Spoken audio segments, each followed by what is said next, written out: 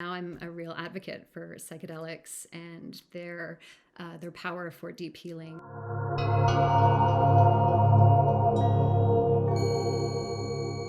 I was actually fortunate enough to grow up in Prince Edward Island.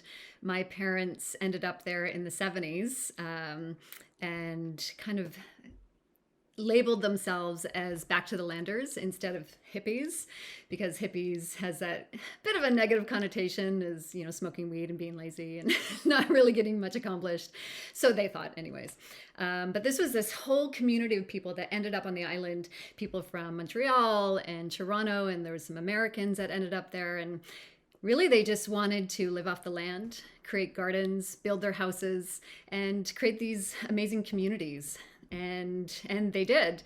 And it wasn't a commune by any means. It was just really wonderful people who thought outside the box and wanted to go back to the way that, I think that a lot of us want to go back to nowadays, is the simplicity and the importance of community. So I was really fortunate to grow up in the middle of nowhere on a dirt road. My lane was almost half a mile long. And we had trails all through the woods. My dad and his best friend built the house I grew up in. We had a hobby farm. And for me, I had such a deep connection with nature from the very beginning. And I am so grateful for that foundation in my formative years and how important that was for me. And not only the connection with nature, but also the connection with just really amazing people and the fellow kids that I grew up with, and that sense of, the love for Mother Earth.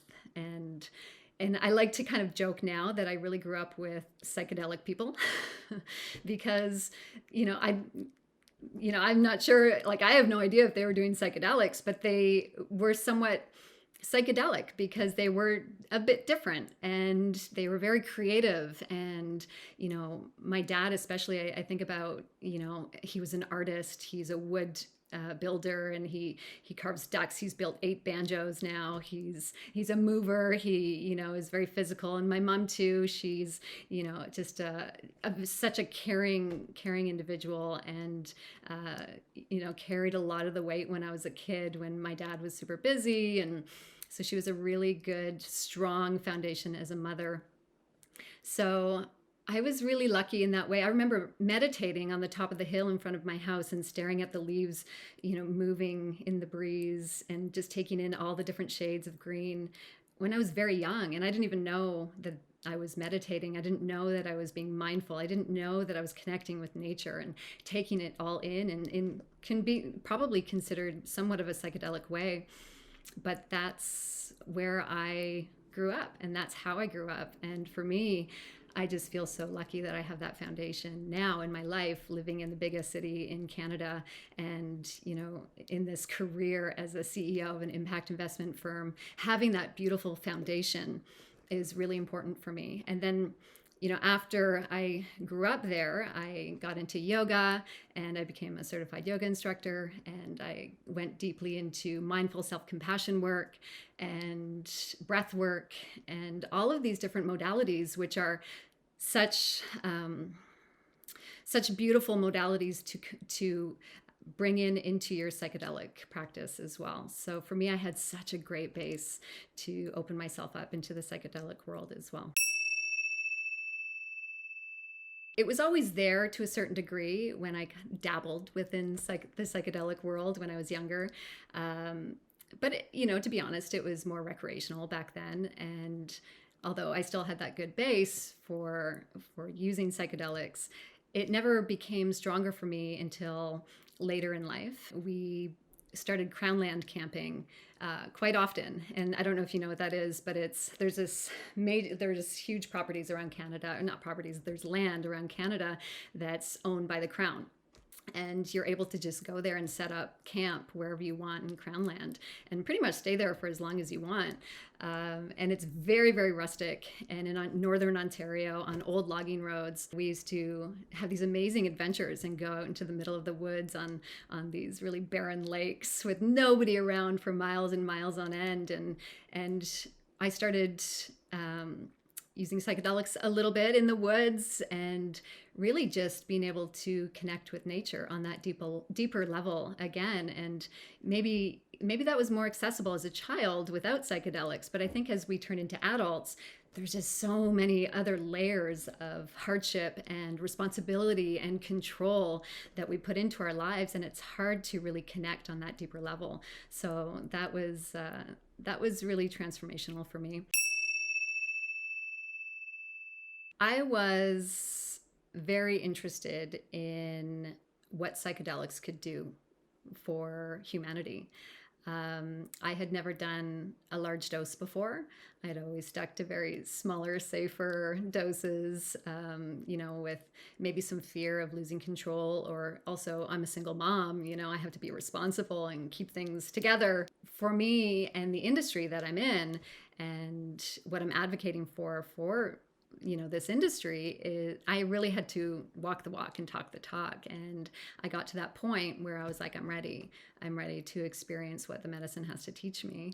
And that's what got me to go to a retreat in Jamaica, which was the psilocybin retreat for psychedelic assisted therapy, and for resetting, and for community and connection and vulnerability, and all of the modalities that I spoke about before, with the meditation and the breath work and the yoga and clean eating, all of these things, and deep nature, all of these things put together. This was a retreat in Jamaica where psilocybin is not illegal. There was much prep leading up to it, which, we do speak a lot about how important education and safety, and also the concept that not everybody should be doing psychedelics. There's the concept of complex B mood disorders, such as narcissism or bipolar, and we need to be very careful and protect people, and because we want to be sure that we're not creating more trauma, right, in the world. And so safety and education and the proper prep and assessment is so important, and also creating that really safe setting. My specific retreat was a real special one. There was 18 of us, and this group of people were somewhat curated within the industry. So, a lot of people knew each other, and there was definitely some trust that had already been built within the community of people that were there, which was really special. My hero, Amanda Fielding, joined us. And if you don't know who Amanda Fielding is, I like to say that she's the queen of psychedelics, and she's based in the UK. She has been advocating for psychedelic assisted therapy and research in psychedelics for probably 30 plus years. The first ceremony was a little bit of a warm up. It was a little bit less medicine, and the second journey was more. And this is the one where I was finally fully able to let go of control and let go of my title as CEO, and fully lean into trust. I was right beside Amanda, and I remember just looking at her in such awe and just with so much gratitude that I had this opportunity to be able to experience the power of the psilocybin medicine in nature with such an amazing group of people, amazing facilitators playing traditional medicine music, live music, but also to sit beside a legend, and not only as an advocate for psychedelic use, but also as a strong female voice in the industry. And that was truly amazing. It's a long process. It's about 6 to 7 hours. I kind of melted that day. Mushrooms they carry such a feminine energy and softness. I remember the power of the traditional medicine music that the facilitators were playing with the power of the mushrooms. And I would close my eyes, and I just remember just smiling and having these most beautiful visions. And then, some other things like a dragon and snakes and all of these different visuals, but it wasn't scary. It was really just powerful play on the rewiring of my soul system. And at the same time, the roots of the medicine working through all of us and connecting all of us at the same time. Somebody might be moving through something over here, and although we're not looking, we're not watching, we're in our own process, we're all holding that space for that individual's healing. And we're also healing at the same time through that person's healing. And then, eventually it shifts into something else, and then over here somebody might be moving through something, and we're holding that space, and that it's that roots of the medicine connecting everyone at the same time, and reminding us too that we truly are all one, and we are all connected, and we're all just leaning into that trust of, what do I have to learn today, and what does the medicine want to teach me? When I'm out in the middle of downtown Toronto, there's all these, I see people everywhere, and it seems as though people, a lot of people are living in a different world right now after the pandemic. It seems like a lot of people are closed off. There seems to be less connection, I find, with people. It doesn't seem like anybody's really making eye contact anymore or reaching out to help. It seems like a lot of people are, it's like us versus against them, and me versus you, and I'm feeling that a lot, and maybe I'm just more sensitive to it now after my experience, where I felt just ultimately so connected to humanity and where we need to go and what we need to do as a collective. And a real shift needs to happen, because people are suffering right now, and I see it.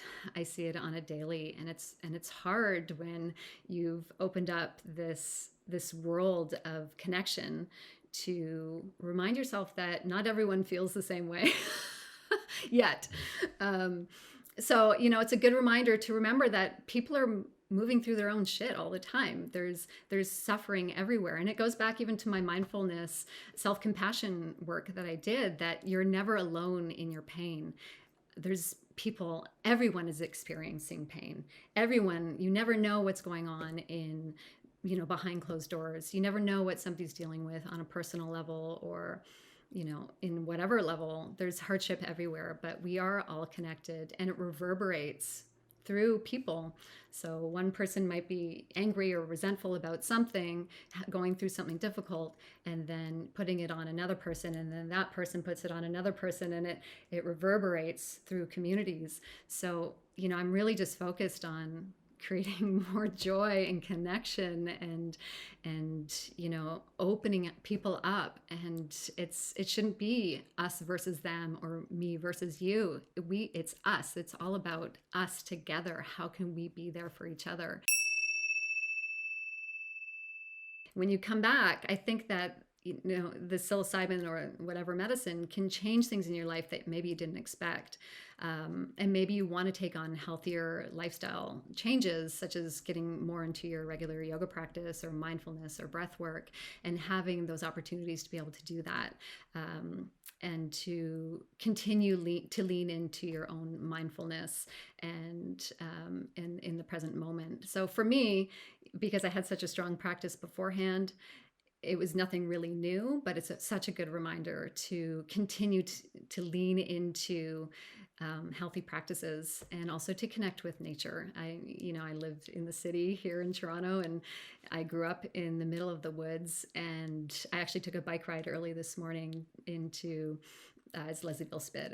It's like a nature preserve, and God, the smells, and the nature, and the birds, and I saw a frog, and a swan, and all these, and a ladybug landed on me. All these little things that sometimes you forget that are so important. And they're so important to bring you back and to ground you again. And the integration process is a good reminder to continue the work, because it's worth it. I never thought that I would turn into a person that was advocating for safe psychedelic use or psychedelic assisted therapy. I knew it was always there, and I enjoyed it. But for me, this can be a really life-changing, optimistic way of shifting the universe, if we want to go big here. If a parent goes through this type of healing, then their kids are going to feel it, and then the kids are going to take that to school, and their friends are going to feel it, and that parent, they're going to spread that at work, and their employees are going to feel it. And it really does. It's like going back to that concept of the roots of the medicine. It connects us all, right? Because we need to have the joy, we need to have the connection. Find a community that is like-minded, that you can also learn from, and educate yourself on the power of this medicine. Safety is important. And then also, there's all the extras like journaling. There's some things out there that can help you. Like there's certain apps. There's obviously a lot of information online. There's other communities that are growing. But journaling, like working into your mindfulness, really checking in with yourself, being present, being physical with your body, whether it's yoga or whether it's running or, doing whatever type of exercise really drives you and connects you to your body and breath. Such a beautiful thing. Doing sauna, cold plunge, doing breath work. I mean, I could go on and on. Like immerse yourself in nature as much as possible. Really take those moments to connect not only with other people in meaningful ways, but also within yourself, and check in with yourself.